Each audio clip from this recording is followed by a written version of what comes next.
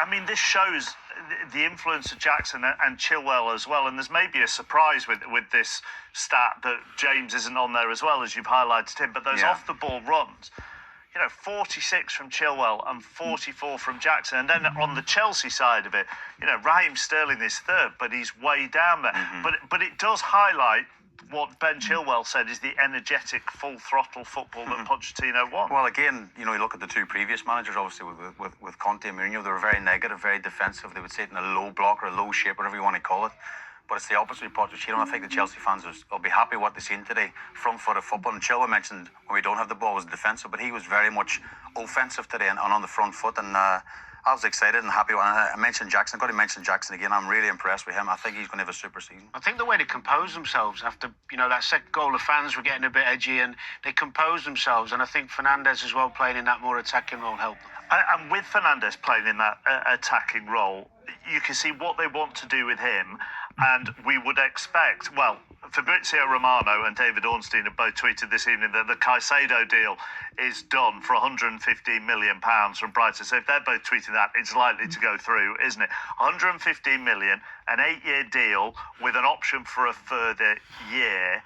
And if he is going into that Chelsea midfield, then it does release Enzo Fernandez a bit more, doesn't it? Just adding up the years, what age is going to be at the end of that contract? I'll get my fingers out like I'd be very surprised if us three are still doing this by the end of his contract, put it that way. But he's a fantastic talent, Caicedo. He's a brilliant talent. I mean, Liverpool obviously heavily linked with him the last couple of weeks as well. I think they're desperate to get him. I mean, Conor Gallagher played in that position today. We know he's not a number 6. He's a more offensive player, higher up midfielder. And at times in the first half, as Danny rightly showed, they're waiting for the ball to be played up to Gallagher and he was getting dispossessed and causing himself problems, But Caicedo would be the perfect match. They're crying out for that person. As you say, Enzo can play high up the pitch, of course, with Raheem. I mean, you said at the start of your analysis you're super excited by Liverpool, so I don't want to dampen your enthusiasm, mainly because I'm not used to it. But what do you think about Liverpool missing out on Caicedo?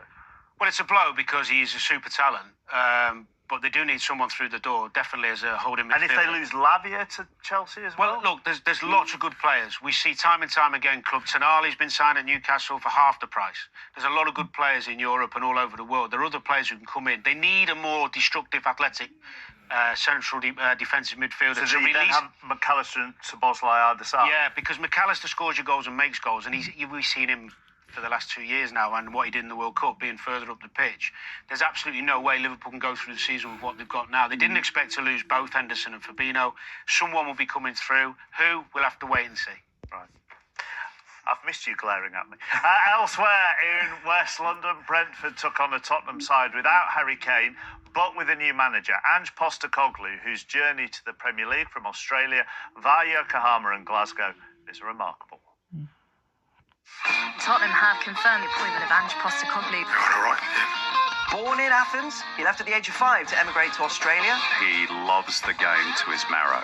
Puskas continuously reminded him and the other players